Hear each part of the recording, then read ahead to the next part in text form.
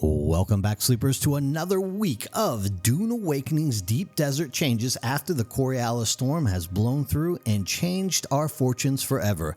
That's right, this week we do have a lot of spicy pieces that we will be able to pick up, and I hope that last week you were able to jump out there and get the power harness. If not, don't worry, I have some good news for you coming up here in a few minutes. But before we get started, I just want to take time to say thank you all in this community for supporting this video and this channel by liking, subscribing, and sharing all this content with your friends and guild members.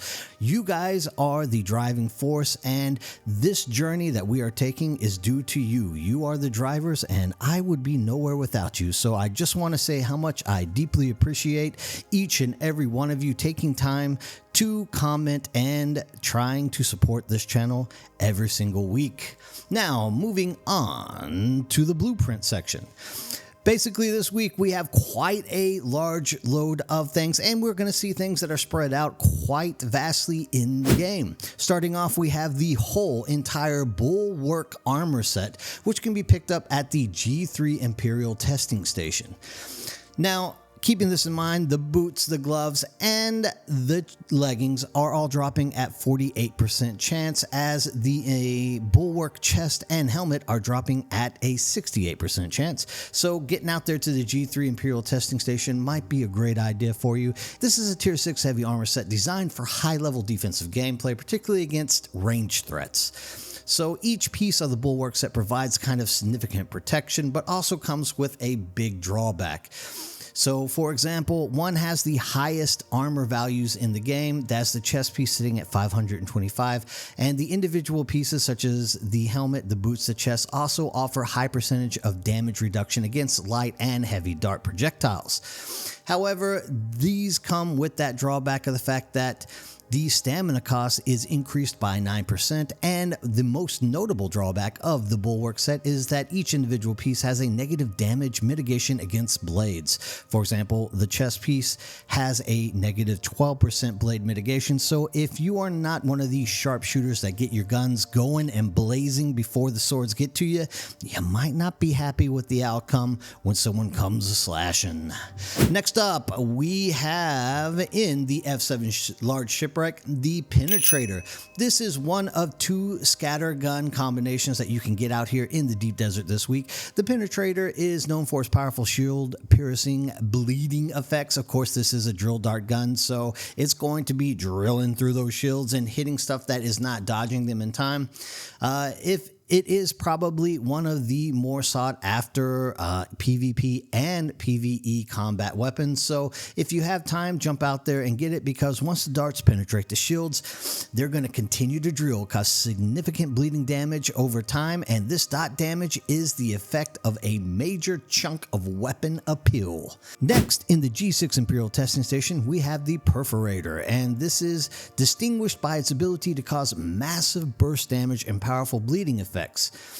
More or less, it is a shrapnel and bleed gun, so it won't be going through any shields, but if you can get the shields down, this is definitely something that you will be hitting people very hard with. It is a decent PvE weapon because you can run around with unshielded mobs and pretty much just knock them off their horse. However, not one of my favorite weapons, the Penetrator obviously being the best, but this is once again dropping 100% every time at the Imperial testing station. So if you don't have it, make sure to get out there. Next, in the C7 Imperial testing station, if you did not get your hands on it like me, because I flew around for 3 hours looking for a small shipwreck when I should have just went into a testing station to try to get it, the power harness is back for a second week, and it's an 80% drop chance in the C7 Imperial testing station. This is huge because that Imperial testing station is going to give us a armor piece which is designed for players who need to maximize their power reserves for industrial combat as well as exploration purposes. This is really good for tank builds who players who want to prioritize durability and survivability in combat, as well as people using the old las gun, because that extra power allows for more sustained fire with those guns, which you can tear up people's ships with even faster or raid their bases. So if you did not grab your blueprint of the power harness, make sure you jump out there and get your hands on it this week. Next, we have in the G4 large shipwreck the replica pulse sword. Now the replica pulse sword has its do's and don'ts, but I definitely kind of enjoyed. It's a little bit slow and I'm more of a dagger user, but you have to see the appeal for such a weapon because this is designed to be one of the most powerful versatile melee weapons in the game, particularly for players who are mastering the art of parrying. So if you're good at parrying, this pulse sword is definitely something you want to think about because it has a very unique area of effect parry. So unlike other melee weapons that only stagger or disrupt a single enemy on a successful parry, this sword parry can stagger multiple enemies at once in a radius around the player. So that makes it just a huge effective weapon for managing crowds in PvE combat. Not only that, but you do get a stamina boost every time you parry. Well, you're supposed to. We have seen it not work with people that are running around wondering where their stamina boost is going, but it's supposed to give you a stamina boost every time you parry. So keep in mind that we do have that pulse sword floating out there, and you can get it at an 80% chance out of the G4 large shipwreck. Finally, the last piece of gear that you could possibly find to be of some kind of use is the Tabber soft step boots. These are dropping everywhere at a small percentage chance, so you'll probably get your hands on it if you're running stuff enough. Now, the Tabbers aren't really something you're going to be taking into war, but if you are like a solo gatherer, Tabber boots are great because they are reducing the amount of worm threat. So make sure if you do not have the Tabber boots and you are a solo player, this is a good thing to go out there and gather white sand as well as spice, and they will come in very handy for you. Now, as for our deep desert map, we are seeing a large shift in terms of the amount of large spice plumes that we will be receiving this week. I'm thinking that they are trying to incorporate more medium and small spice plumes out there that are popping more often than the large ones. However, it looks like they are going to make us a deep dive in order to grab these because we have one on H2, I5, and H8. This is the first time in a while that I've seen spice plumes only spawning in the deep desert, which kind of tells me that they're trying to encourage a little more PvP and keep those guys on the PvP end of the game a little bit more happy and excited. Not only that, but you will see that they have more or less centralized the big find places this week here in the center of the map. So more or less everything in this chunk of the map is going to be extremely dangerous for us to be flying in, because you not only have all the ships and testing areas that are pretty much condensed right there in the center of the map in flying range, but you also will have those spice plumes. So keeping that in mind, you might want to be careful whenever you're going out there.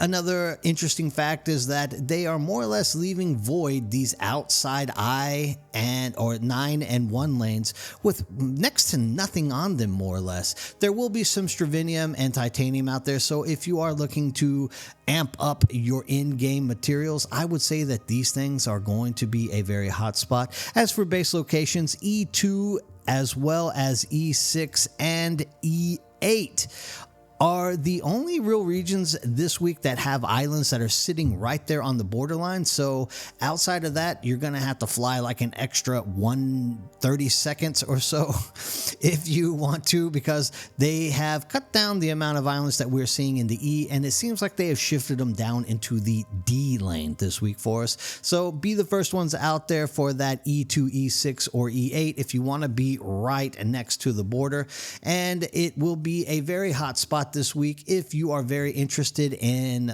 going ahead and farming the shipwrecks there in D3, because right there you got a lot of ecstatic energy that's going to be popping up. Not only that, but you have 3 caves that are just above you, and you're going to have access to, of course, all of this stuff in this region. So I would definitely say one of the hotter spots for you to be setting up your base is going to be either D6 for the direct contact with everything out here, or jumping in here in the D2, D3 area. If you want to try to get to this large spice plume, if it's even possible to be up, of course we do have the E8 section as well that you can easily fly out there, and you have access to the ship range that is right there. Keeping this in mind, if you are new to the game, once again, remember, always jump into the A lane and get your hands on all of the Imperial testing stations, as you will pick up 180 intel points just by doing that every single week. It's very easy, it's safe because it's not PvP, and it's a good way to push your gameplay just a little bit further once you get that ornithopter working and ready to go. Keeping this in mind, remember that power harness is just right there on the border. I'm going to paint this in green. That power harness is just right here in C7, so make sure as well that you are trying to get in there as much as possible. This is definitely one of the best pieces you can get in the game. So if you have not received the power harness, that is dropping at an 80% chance rate at the C7. That is a PvE testing zone. So jump in there. You don't have to worry about anybody killing you, and you can probably find multiple people in there grinding it for you. Funcom realized that not enough people were happy last week, and so they left it open for us this week. Everybody, good luck with that on the map. Keep your eyes up in the sky. And next. And finally, my favorite part of this whole segment, the callouts and question sections, so that I can acknowledge you, the people who are driving this channel and the game into a future that is worth playing in. We want to start off with first SpongeBob423. Once again, SpongeBob is the one and only lore-based quote that we're getting in. He says, "In the box there is pain. Let the hotfix go through the box, and the hotfix will stand where the pain was." Thank you, SpongeBob, for tying in the hotfix to a Dune lore sounding type of quote. Next, we got Devin Dub. He says, "Oh, I must have gotten lucky. Got power harness from D1 testing station." That's right. It was only a 4% chance. And he said his guild ran the F7 a few times in a row and got some good stuff as well. Thanks for that update, Devin, and grats to your teammates getting all the stuff, including yourself. That power harness is something that I tried to get for 3 hours on Saturday and found nothing. Next, we have Down Webster 9292 saying, "Thanks for the update. Looked like DDD was going to be a waste of this week, but now, that's right, there was an update." This is like the third time that Funcom has done this to us, where they have launched the Deep Desert and then changed it all. This is why I did the Dune hotfix. So in the future, whenever there are hotfixes, make sure to keep your eyes open, because I will always update what is going to happen out in the Deep Desert. Next, we have Adrian415 saying, "I am playing Corona Borealis and I've spent over 2 hours yesterday looking for a down ship in the DD and found one. At this point, I'm beginning to think this game is the biggest waste of time in my life." Adrian, let me tell you something. I streamed live on Saturday and literally flew around for 3 hours straight and did not even see one small crash ship. So I know exactly how you feel. Sometimes I would like to just tell Funcom to go beep. Next, we have Massery Kerr 6012. I think it's supposed to be like a massacre or something around those lines. Sorry for messing up that name. He said, "I got 5 power harnesses at the C3 shipwreck." I think it is. It was crazy. 5 in a row over 5 hours. It dropped each run into the wreck. Oh my God. You might be one of the luckiest people I have ever seen.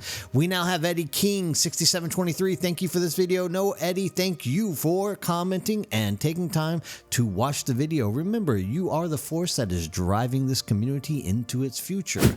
We have Tungsten Berries in 3Z who said, "That's too bad. I'm off this week, so I'm missing out on a lot, I guess." Nah, Tungsten, I literally wasted an entire weekend searching for something that I never got my hands on. You were probably better off just doing something else, like actually making real life money or actually traveling with friends and family. We have Johnny Costa 8304 who said, "The Seath is the T6 version of Cope." Johnny, thank you for stepping in and highlighting that issue for me. Sometimes I am not connecting the lines as clearly as I should, and people like you are keeping me on the go-go. Finally, we have Rocco Vailio, which is 2862. I managed to solo the testing station. Oh my God, Rocco, you are amongst the few percentage, probably only about 10% of people, I would say, in this game at this point have been able to solo the testing stations. So I am extremely proud of you, and I'm glad that nobody showed up to wreck your day.